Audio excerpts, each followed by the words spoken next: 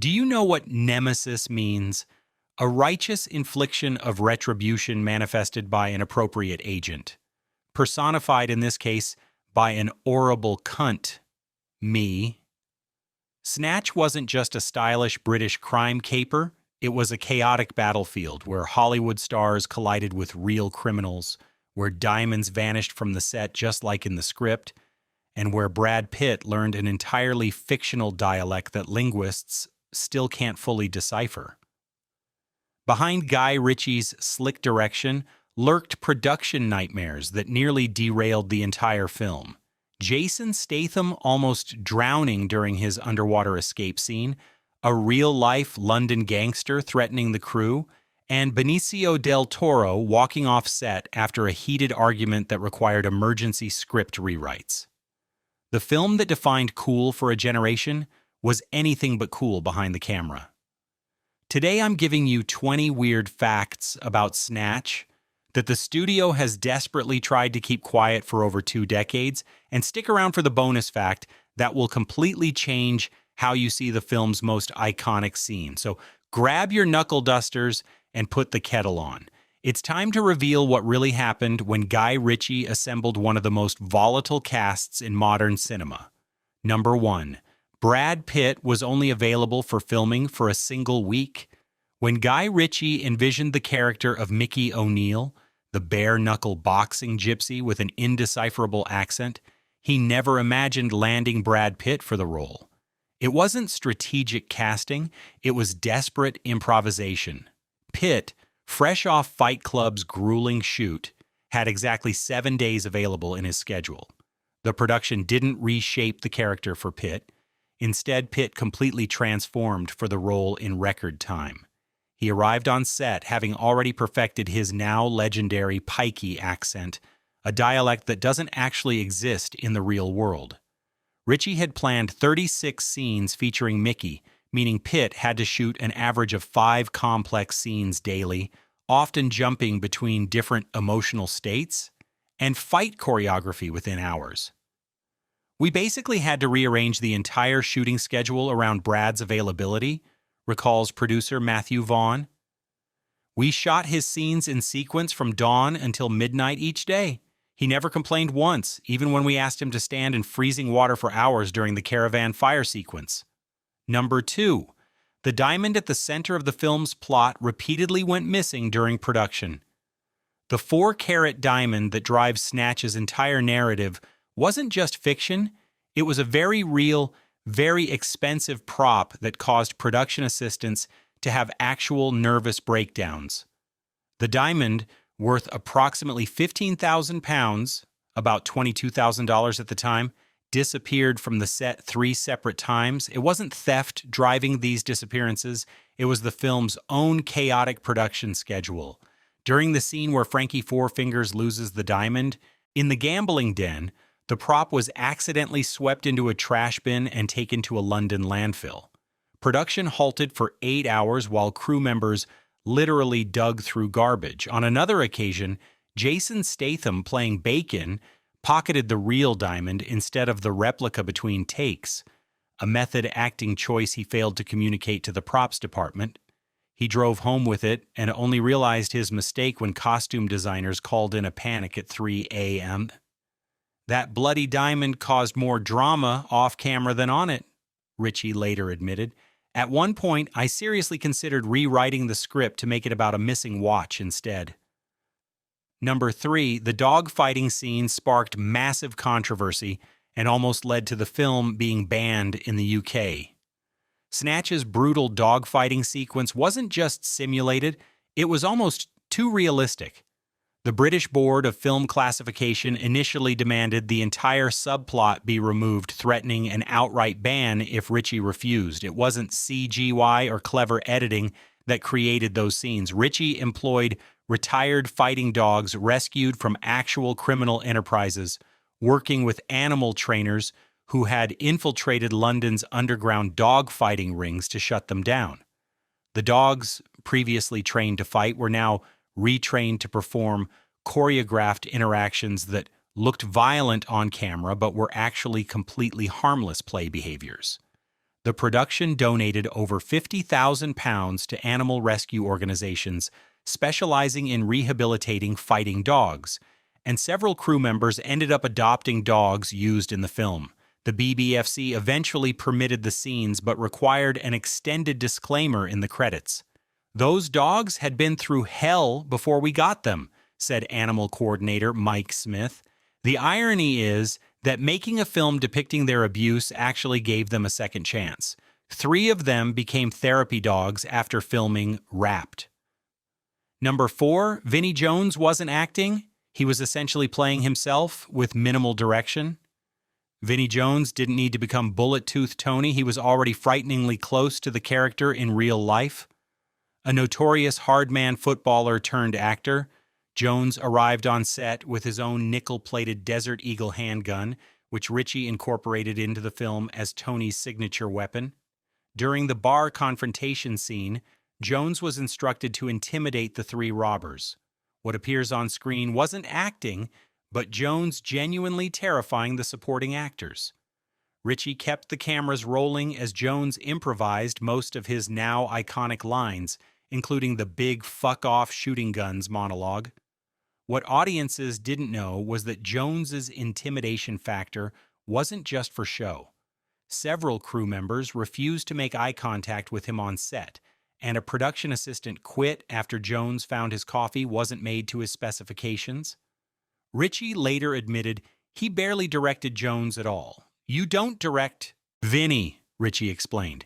"You just point the camera at him and make sure you've got enough film. The character wasn't written for him. He essentially wrote the character by just being himself, which is both brilliant and slightly worrying."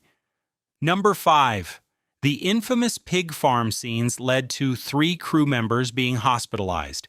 The pig farm where Brick Top disposes of bodies wasn't a set. It was a functioning pig farm in rural England where the animals hadn't been properly cleaned before filming began. The stench was so overwhelming that the first day of shooting had to be abandoned after multiple crew members vomited on equipment.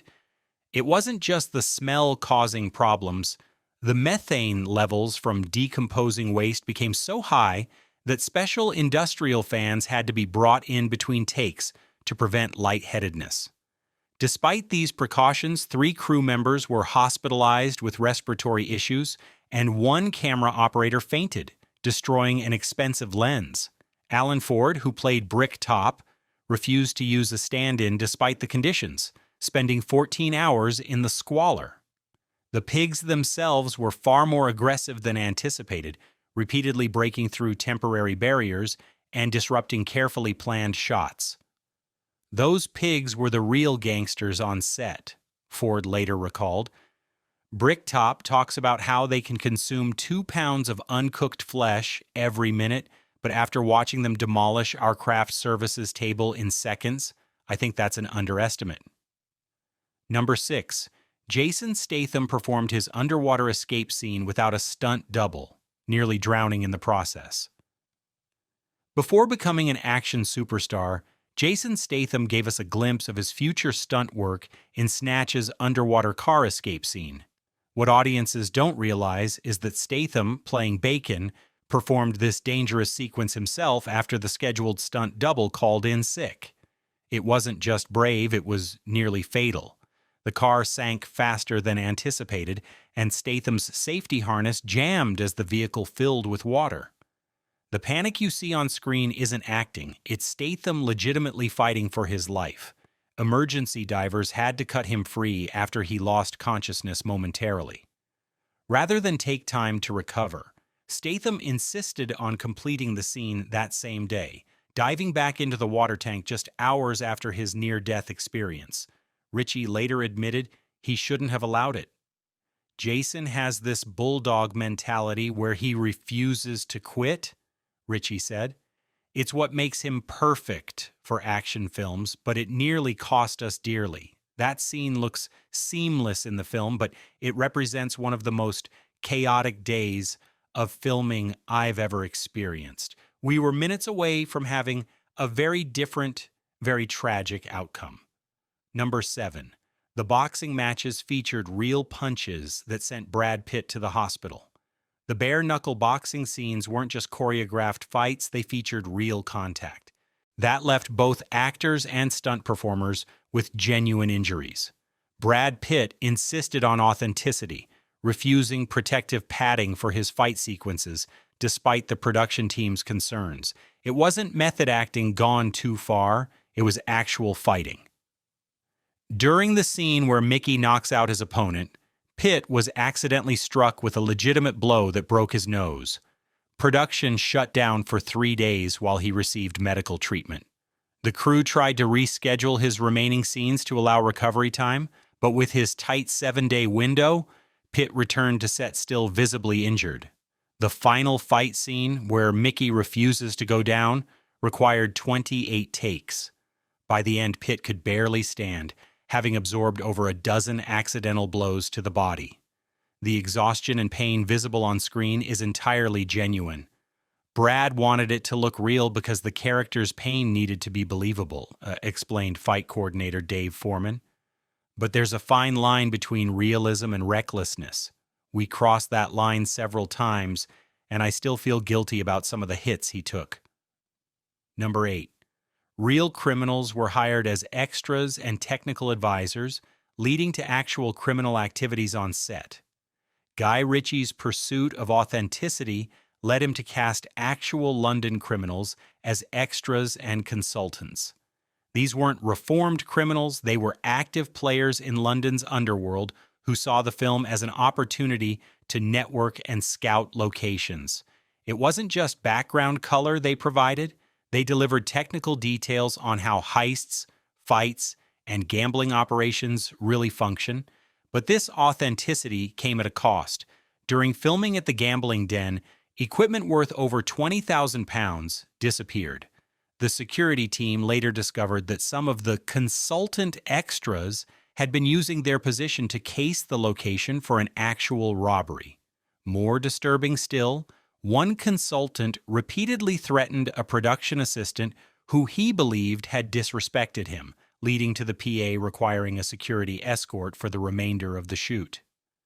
"We wanted the film to feel authentic," producer Matthew Vaughn later admitted, "but there were days when it felt like we were making a documentary with actors rather than a fictional film with some colorful extras. The line between filmmaking and actual crime got frighteningly blurry at times." Number 9. Benicio Del Toro and Guy Ritchie had a fierce conflict that almost shut down production. Benicio Del Toro, playing Frankie Four Fingers, walked off set after a heated argument with Ritchie over the interpretation of his character.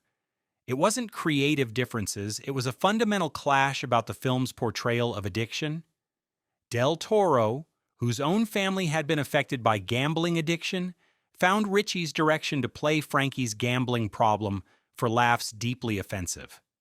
The confrontation erupted during the filming of the diamond handoff scene with Del Toro, refusing to continue unless the script was modified to treat the addiction with more nuance. It wasn't just a brief tantrum. Del Toro disappeared for nearly 48 hours, during which time Ritchie seriously considered recasting the role or drastically reducing Frankie's screen time. Production halted entirely, costing an estimated £100,000 per day. Benicio brought an intensity that the rest of us weren't prepared for, Dennis Farina, who played Cousin Avi, recalled. He wasn't being difficult for the sake of it, he was fighting for something he believed in. The film is better for that fight, even though it nearly derailed everything. Number 10. The famous Desert Eagle scene used a gun so powerful that it injured Vinnie Jones during filming. The iconic scene where Bullet-Tooth Tony intimidates the robbers with his Desert Eagle .50 used the actual firearm, not a prop or replica. The weapon's recoil was so severe that during rehearsals, it sprained Vinnie Jones' wrist and damaged his hearing temporarily. Hey, go ahead and like and subscribe because we're about to reveal how this injury actually improved the scene in a way nobody expected. When Jones delivers his famous line about replicas, the slight grimace you see isn't acting, it's Jones dealing with genuine pain while staying in character. It wasn't just Jones affected by the weapon. The production team underestimated the Desert Eagle's power, resulting in significant damage to the bar set during filming. Each blank fired created such concussive force that glasses would shatter even when not directly hit, forcing the props department to continually replace bar equipment between takes. "That gun wasn't a prop. It was a bloody cannon," Jones later said. "My ears were ringing for days, but the pain actually helped. Tony's supposed to be this hard bastard who's comfortable with serious hardware. After firing that thing, I didn't need to act tough. I was just trying not to show how much my wrist was throbbing." Number 11. The infamous Dags scene almost didn't make the final cut because test audiences couldn't understand it. Brad Pitt's unintelligible Dags scene, where Mickey asks if Turkish likes dogs, became one of the film's most quoted moments. Yet, studio executives fought to remove it after test audiences reported understanding less than 10% of Pitt's dialogue throughout the film. It wasn't just confusion, it was outright hostility. Early test screenings resulted in audience walkouts, specifically during Pitt's scenes with comment cards demanding subtitles or complaining that their film was broken. Sony Pictures insisted on cutting most of Mickey's dialogue, arguing that the character was alienating audiences. Ritchie stood his ground, countering that the audience's confusion perfectly mirrored Turkish and Tommy's bewilderment within the story itself. He fought particularly hard for the Dags scene, arguing it was crucial for establishing the cultural clash that drives much of the film's tension. "The studio didn't get that the audience isn't supposed to understand Mickey," Ritchie explained. "They're supposed to experience what it's like for Turkish and Tommy trying to navigate this completely foreign subculture. That confusion isn't a bug, it's the whole bloody point of those scenes." Number 12. The caravan fire scene destroyed an actual antique caravan that was a family heirloom. The dramatic scene where Mickey's mother's caravan burns wasn't achieved with movie magic. They actually torched a genuine 120-year-old Romani caravan. The production designer had acquired it from a Romani family who believed it would only be used for exterior shots and non-destructive scenes. It wasn't miscommunication, it was deliberate deception. The production team had been unable to find a convincing replica that would burn realistically on camera. When the family discovered their heirloom had been destroyed, they were devastated and threatened legal action against the production.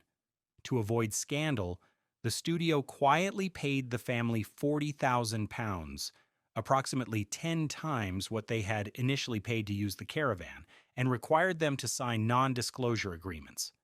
Several crew members were so disturbed by the incident that they considered quitting.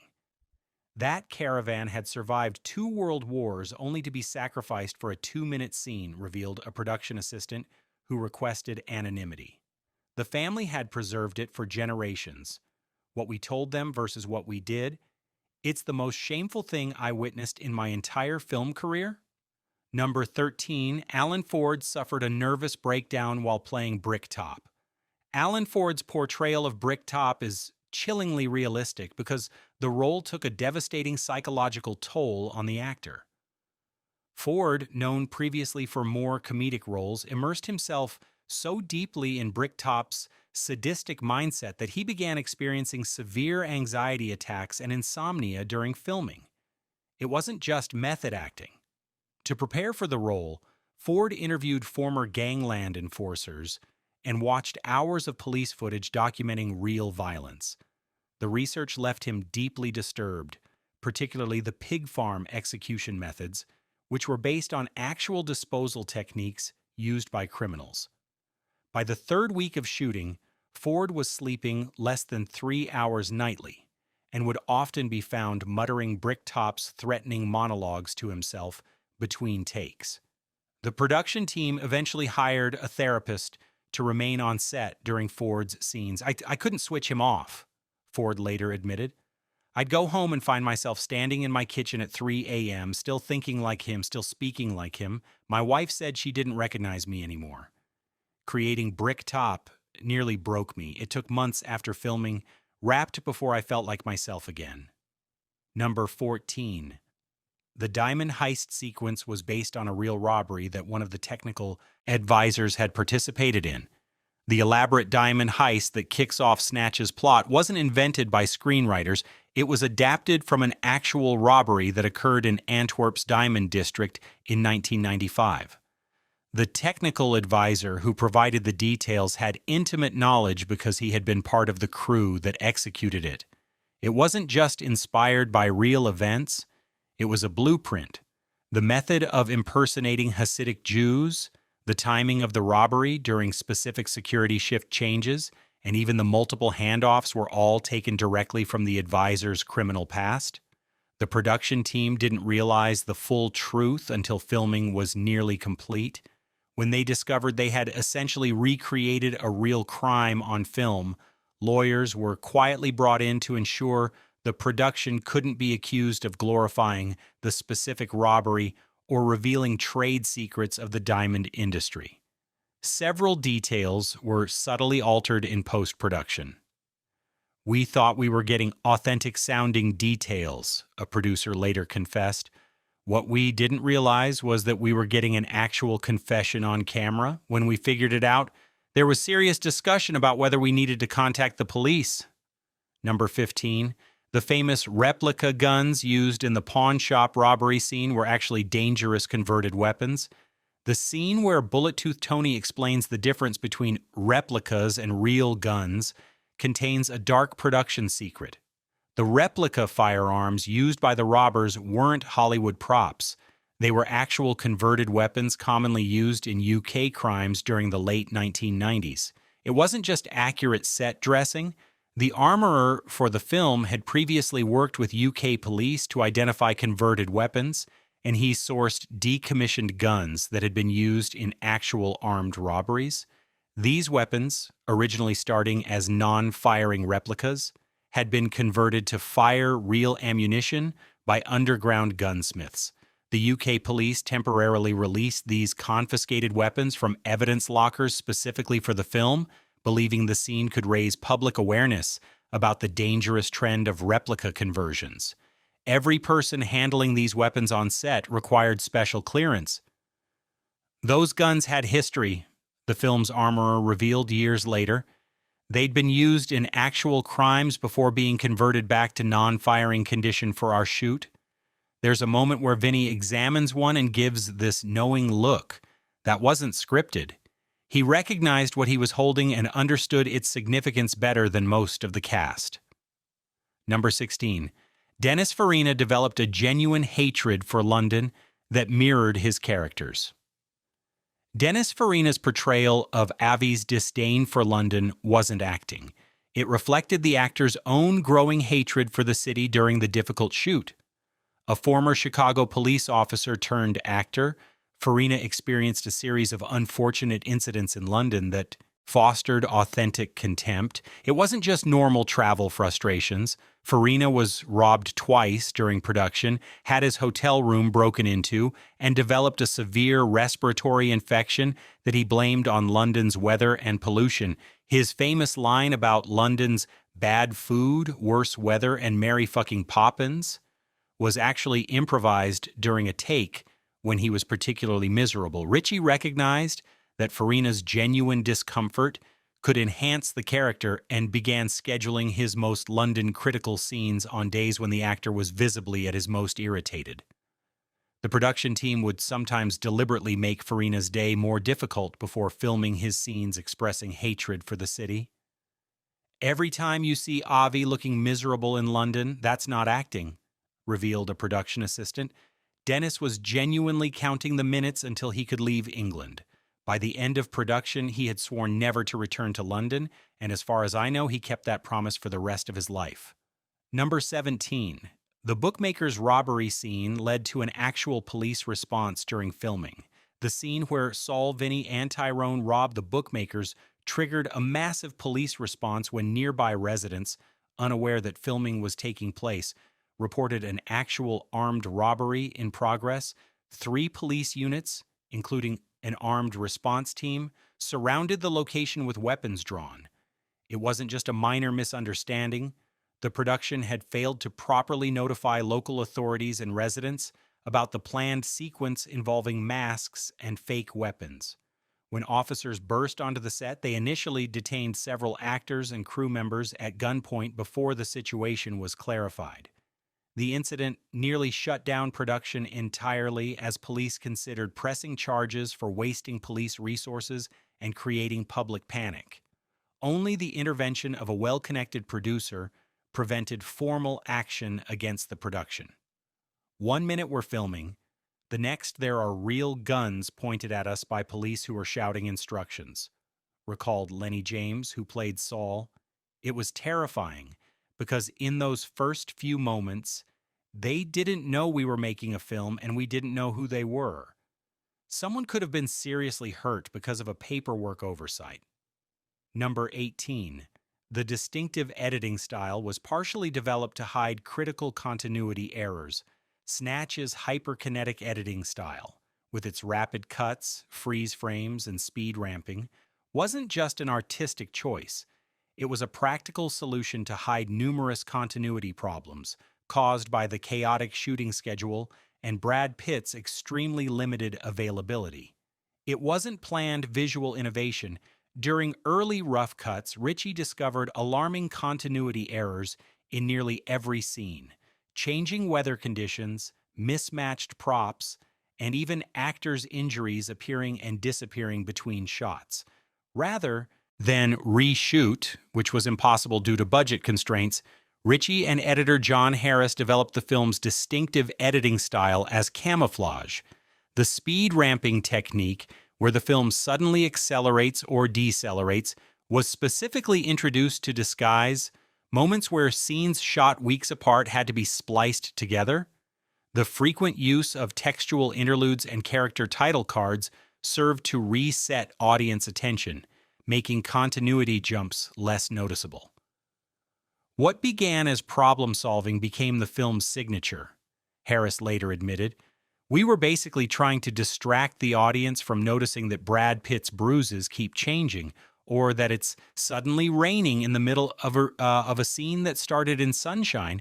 The style people love about Snatch was born from pure panic in the editing room. Number 19. Guy Ritchie rejected Leonardo DiCaprio for the role of Frankie Four Fingers.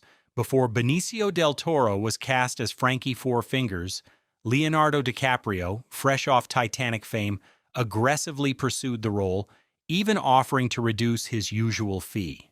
Ritchie rejected him immediately without even arranging an audition. It wasn't about talent or star power. Ritchie believed DiCaprio's overwhelming fame would unbalance the ensemble nature of the film. More significantly, he worried that DiCaprio's heartthrob image would make Frankie's violent death unpalatable to audiences and potentially alienate DiCaprio's massive fan base. The rejection created tension with the studio, who saw DiCaprio's interest as a marketing goldmine. Sony executives pressured Ritchie to reconsider, arguing that DiCaprio's involvement would guarantee a larger budget and wider release. Ritchie threatened to walk from the project if forced to cast him. Leo was too recognizable, Ritchie later explained. The whole point of Frankie is that he disappears partway through and the audience follows the diamond instead of the character. With Leo in that role, audiences would be waiting for his return rather than following the narrative forward. Sometimes the biggest name isn't the right name. Number 20. The film's iconic soundtrack was assembled just 3 days before the final cut was due. Snatch's pitch-perfect soundtrack, featuring tracks from Madonna, Oasis, and the Stranglers, was hastily compiled in a 72-hour panic when the original score was rejected by test audiences. The film was literally days away from delivery when the entire audio approach was scrapped.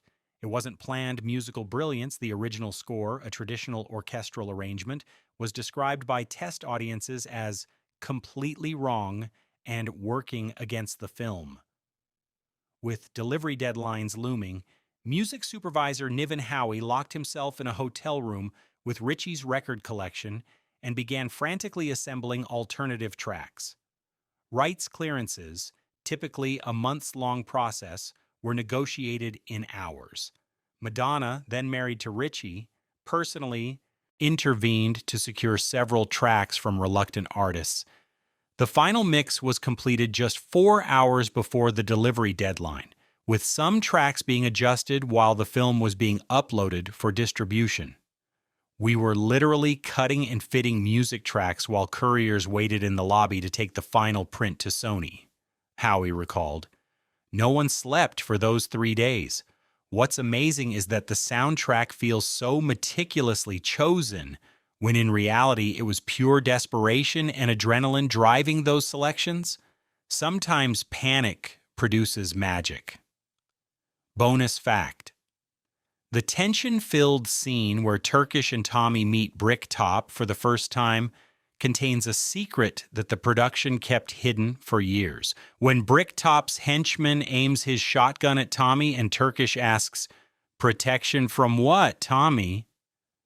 the shotgun contained an actual live round. It wasn't recklessness, it was deliberate manipulation.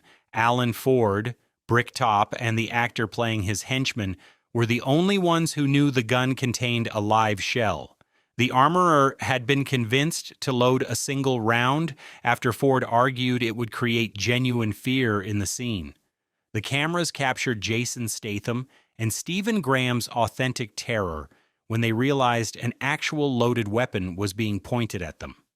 Immediately after the scene, the armorer was fired and the incident was covered up to avoid insurance complications and potential criminal charges. Years later, Graham admitted that his visible sweat and trembling voice weren't acting. He genuinely feared for his life during that take. What happened that day crossed every line of professional conduct, a crew member later revealed under condition of anonymity. It created a genuinely great moment on film, but it could have ended in tragedy. That scene works because those aren't actors pretending to be scared. They're men who genuinely believe they might die in the next few seconds. Snatch wasn't just a film that changed British cinema, it was a production that operated on the razor's edge between controlled chaos and complete disaster, mirroring the very criminal underworld it depicted.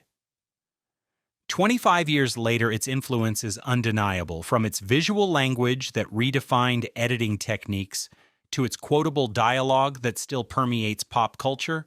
What audiences see on screen, the diamonds, the fights, the double crosses, pales in comparison to the behind-the-scenes reality. The film succeeded not despite these chaotic elements, but because of them, capturing an authenticity that comes only when fiction and reality blur beyond recognition. If you enjoyed these revelations about Snatch, hit that subscribe button and comment below with which film you want us to expose next. After all, in the world of filmmaking, as Bricktop would say, you're always going to have problems lifting a body in one piece.